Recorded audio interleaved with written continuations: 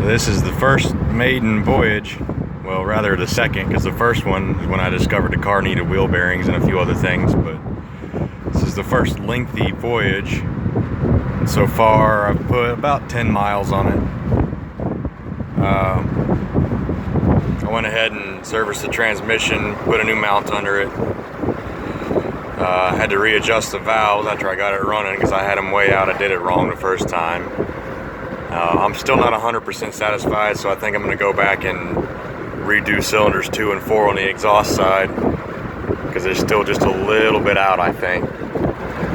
I'll probably do 0.2 of a millimeter just to kind of help it because it makes a little bit of noise when it's cold, and once it warms up it's not too bad. And then currently I've got the interior out of it.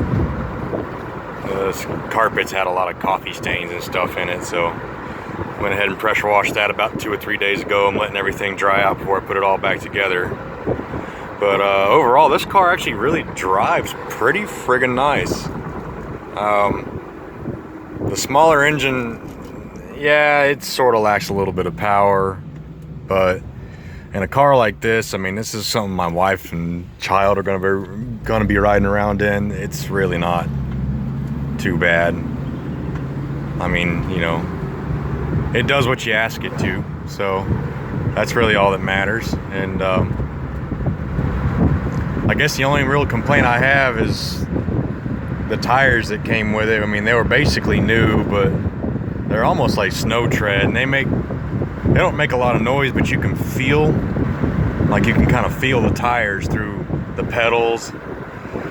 And I think I'm going to have the car aligned just to be on the safe side. I mean, I might as well, because this car is going to make a trip to Texas. So everything has to be right before my wife takes a hold of it. You know, I definitely want it to be a good, reliable car for her. But, I mean, overall, though, all things considered, I mean, you know, I have about $2,400 in this car. 25. I picked it up for $800, which I probably paid a little too much for it, but you know, oh well, you know, live and learn. The engine was $700, and then I probably put about an additional $700-800 in it with other stuff, wheel bearings and brakes, and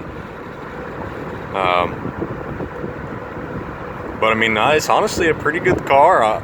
It's a whole lot smoother than my Forester is, and I think I might actually enjoy this car more than my own. But don't tell my wife that.